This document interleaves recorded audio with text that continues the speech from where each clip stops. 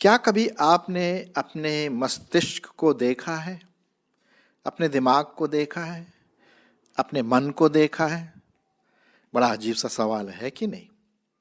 जी हाँ, हम में से किसी ने अपने मस्तिष्क, दिमाग, माइंड को कभी नहीं देखा है। जी नहीं, कभी नहीं देख सकते।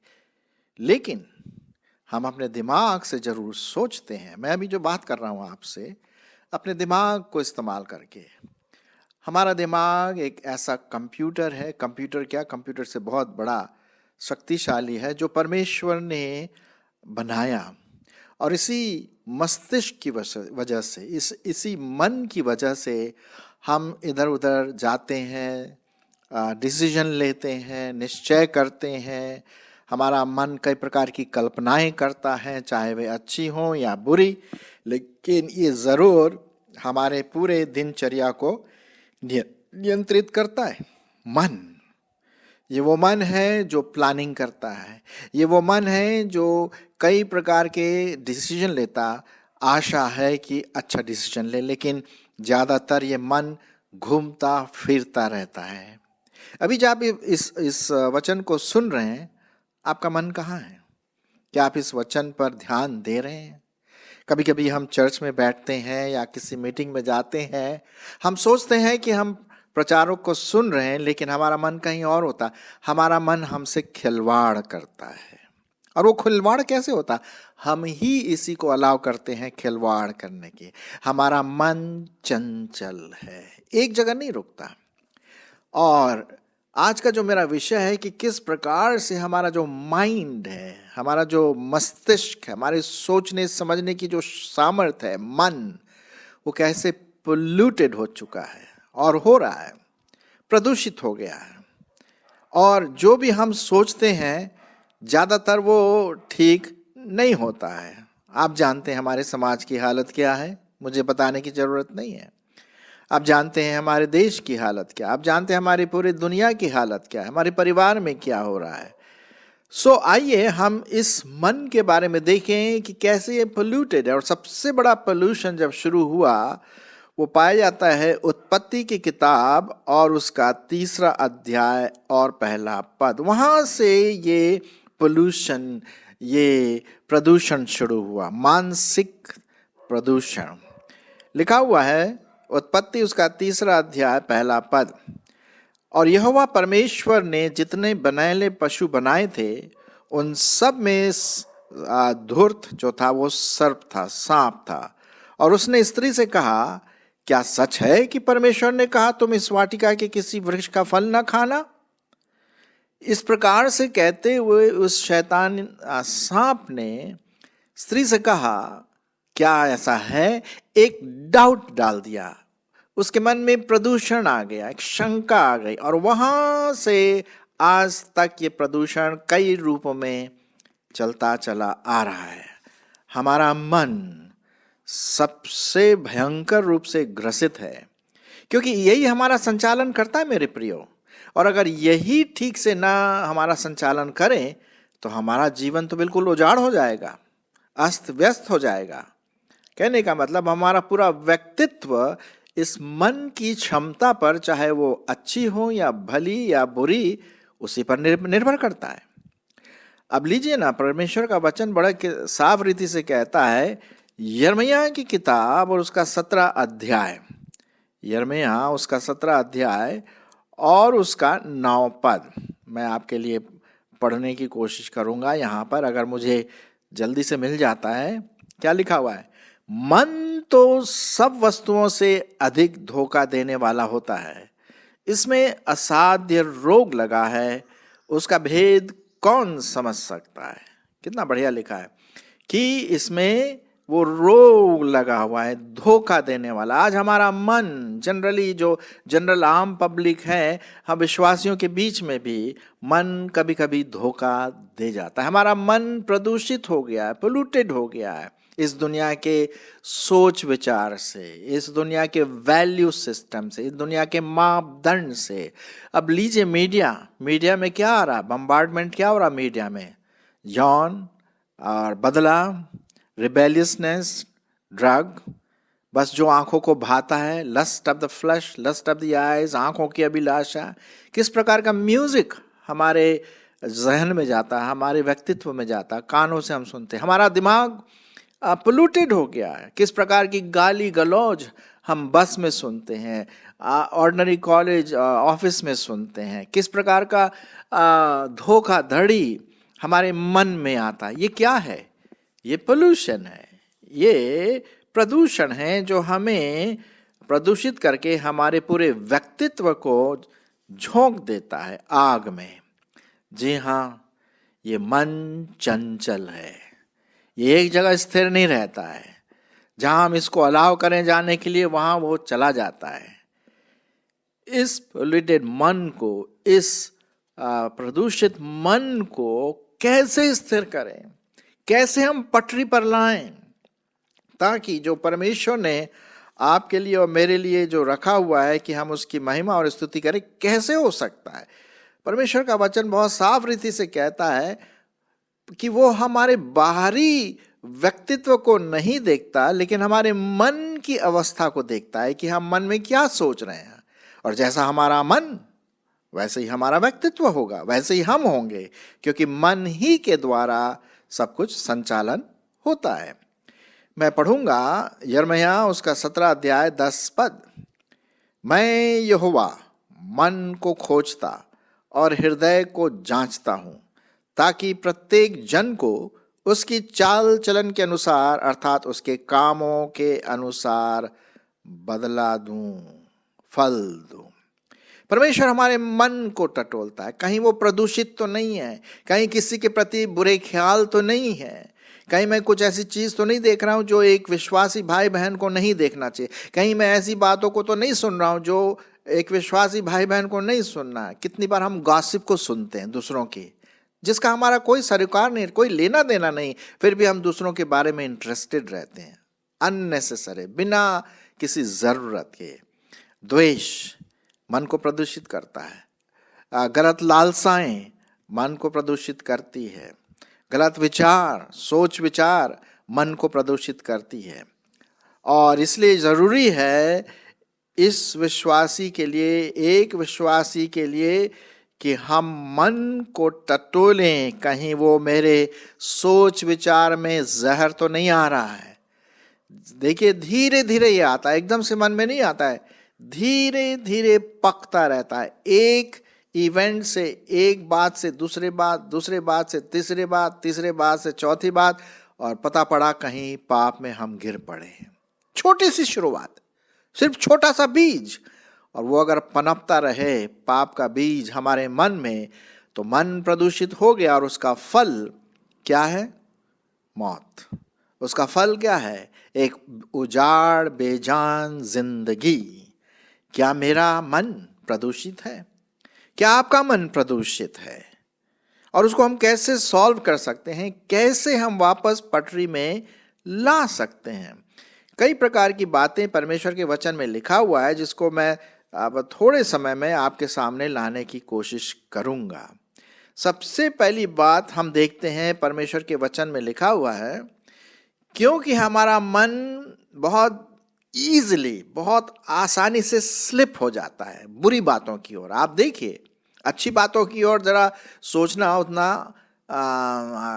आसान नहीं होता है, कठिन होता है। लेकिन जो बातें जो हमारे फ्लश को, हमारे शरीर को, हमारी आंखों को पसंद आता है, भाता है, अच्छी फीलिंग पहुंचाता है, उस पर ज़्यादा स्लिप हो जाता है। अगर हम कुछ ऐसे चित्रों को देख रहे हैं जो गलत हैं, अश्लील चित्रों को, तो हमारा मन एकदम वहीं चला जाता है, क्योंकि थोड़ा सा अच्छी फीलिंग सी आती है आंखों में और मन में। लेकिन बाद में क्या है? वो मौत लाता है, हमारे जीवन को भ्रष्ट कर देता है। सो इसलिए बहुत ज़रूरी है कि हम अपने मन को, विशेष करके मेरे जो विश्वासी भाई बहन हैं, अपने मन को एकाग्र करके, लिखा हुआ है उसमें नयापन लाते जाएं। जो साइंटिस्ट हैं, हमारे वैज्ञानिक, वो ये कहते हैं कि our mind is wired for change. हमारा जो मस्तिष्क के जो न्यूरॉन्स हैं, हमारे जो सोचने समझने की जो सामर्थ्य है वो इस प्रकार से परमेश्वर ने बनाया कि उसको चेंज कर सकते हैं, उसको बदल सकते हैं। हमारे जो न्यूरल पाथ हैं उसको हम बदल सकते हैं। और इसीलिए परमेश्वर का वचन बहुत साफ रीति से कहता है, जो मैं आपके सामने पढ़ूंगा। रोमियो की पत्री और उसका 12वां अध्याय, रोमियो उसका 12वां अध्याय और उसका 1 और 2 पद। रोमियो की पत्री उसका 12वां अध्याय और उसका 1 और 2 पद अगर मुझे यहाँ मिल जाता है, यस इट्स राइट हियर। आइए मैं पढ़ता। इसलिए हे भाइयों, मैं तुमसे परमेश्वर की दया स्मरण दिलाकर विनती करता हूं कि अपने शरीरों को जीवित, पवित्र और परमेश्वर को भावता हुआ बलिदान करके चढ़ाओ, क्योंकि यही तुम्हारी आत्मिक सेवा है। अब दूसरा पद देखिए, क्योंकि वहीं पर प्रॉब्लम आ जाती है प्रदूषण की।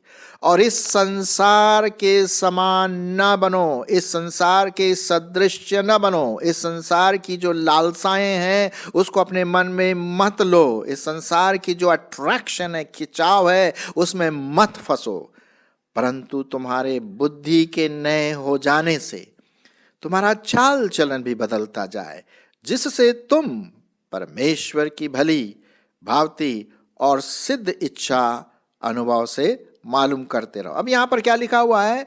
आपको और मुझको हमारे बुद्धि को क्या करना है? नया करना है। मन को क्या करना है? नया करना है। Renewing our mind. हमारे जो मन की जो सामर्थ्य है, शक्ति है, उसको पवित्रता में नया करते रहना है। और हम कर सकते हैं, ऐसे नहीं कि नहीं कर सकते।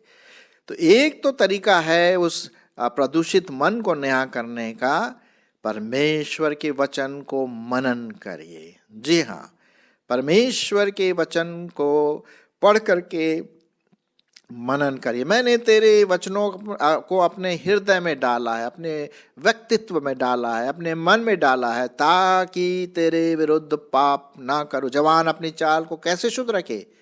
तेरे वचन के अनुसार सावधान रहने से। भजन संहिता 119 9 और 10 में यहाँ पर हम देखते हैं।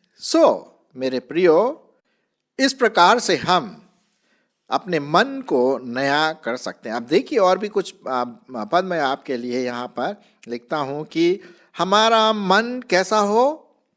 परमेश्वर के वचन के अनुसार एक मन हो, पवित्र आत्मा में, विश्वासियों के मन में हम एक बने रहे, अलग अलग नहीं रहे। दूसरा कुरिन्थियों उसका 13वां अध्याय, दूसरा कुरिन्थियों उसका 13वां अध्याय और उसकी 11 पद सुनिए क्या लिखा हुआ है। कुरिन्थियों को जो बहुत ही उनका मन भ्रष्ट हो चुका था, वो अपने मन की लालसाओं के अनुसार चलते थे, तो पौलुस लिखता है, निदान है भाइयों, आनंदित रहो, सिद्ध बनते जाओ, धैर्य रखो, धीरज रखो, एक ही मन रखो। देखिए साहब, एक ही मन रखो, मेल से रहो, और प्रेम और शांति का दाता परमेश्वर तुम्हारे साथ रहेगा, होगा।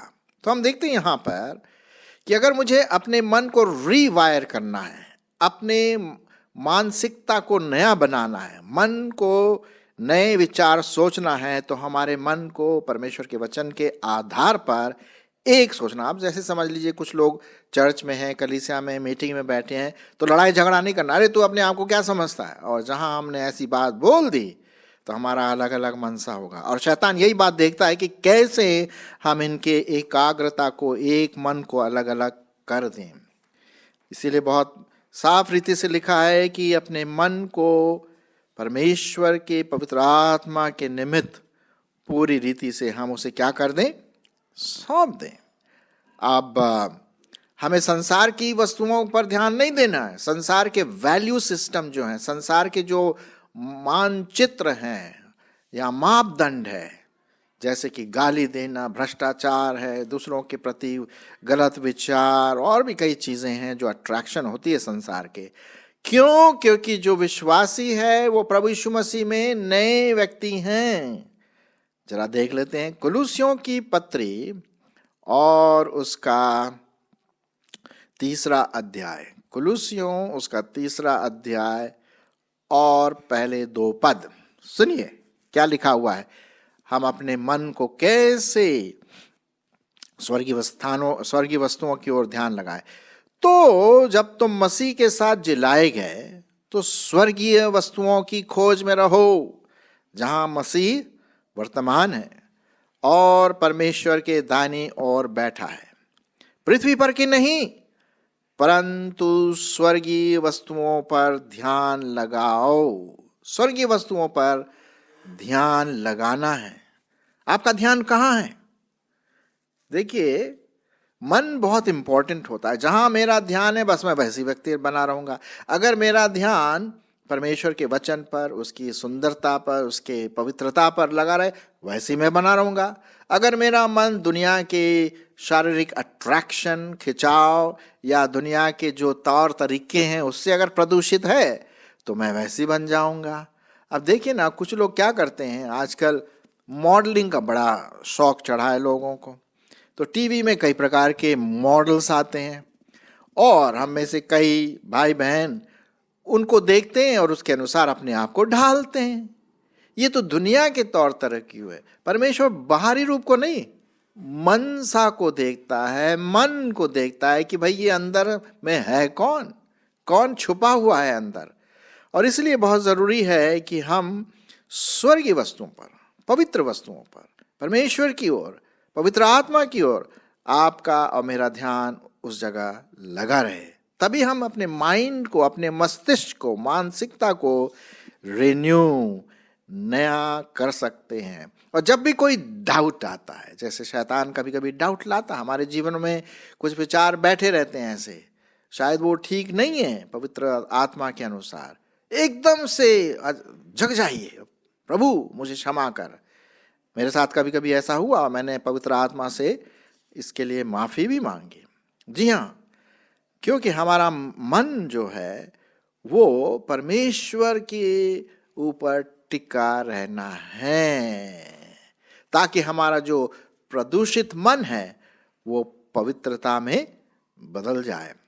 अब लीजिए एक बहुत अच्छा पद जो मैं आपको सुनाना मांगता हूँ, पाया जाता है, और वो पाया जाता है यशाया और उसका, यशाया नबी की किताब और उसका 26वां अध्याय, यशाया उसका 26 अध्याय और उसकी 3 आयत, शायद, हाँ सुनिए।